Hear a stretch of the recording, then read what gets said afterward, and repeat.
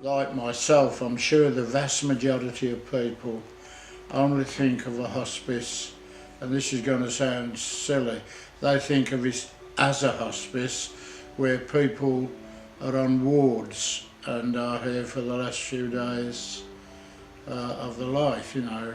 That was my point of view and understanding of it. And actually when I came here, all of that disappeared, like magically. And I think that there are a lot of people who don't understand the type of work or the work that you do here, and if they did, when they got invites, they wouldn't be like a lot of people saying that's not for me and just put it on one side. If they would only take the time like I did to have a change of thought and say, well, I'll go and try it.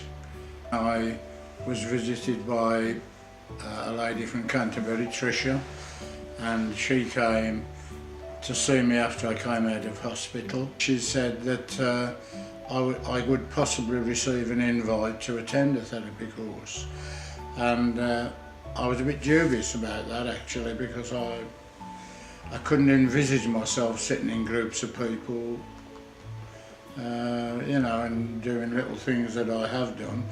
But I changed my mind and I said yes, I would go, and then I got a letter from you, Leanne, inviting me here.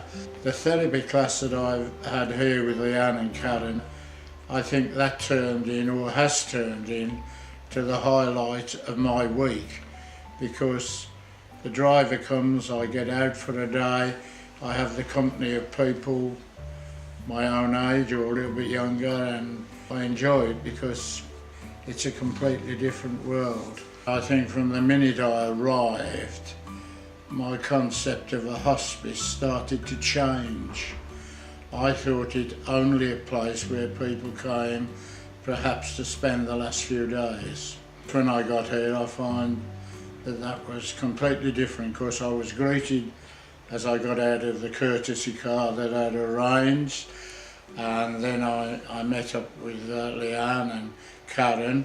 I was introduced to some of the group of people who were there, and we talked with one another, and then we had a cup of coffee and settled down. And then after that we were invited to go down to a work table, you know, where you sit us, and I did things there that I never dreamed I'd be able to do or would even attempt to do.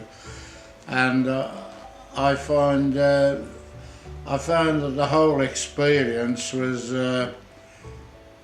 lifting me up a bit out of myself, because I was pretty down at the time, having just lost my wife 12 months ago. Whilst I was here on that day, the time went very quickly. I was looked after tremendously well, wasn't I? And we had a nice lunch.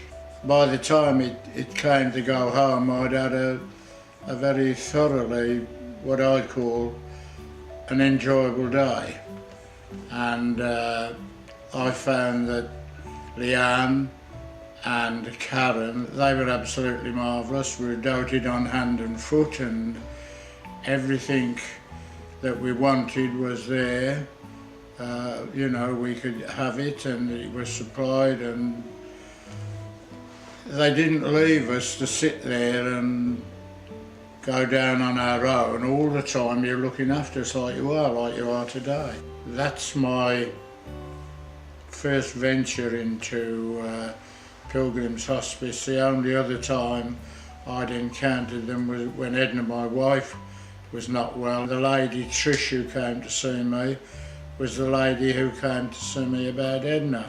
She explained everything to us, and it was so lovely the way she put it all across. Then when she appeared after I came out of hospital, she was just as lovely and explanatory about everything as you could be when someone tells you you're not going to get better. I just want to dwell on the people who came to us, or came to me, like Trish, from the hospice, and all the wonderful care and attention I've had since I've been up, and that is the truth. I mean, it's absolutely wonderful.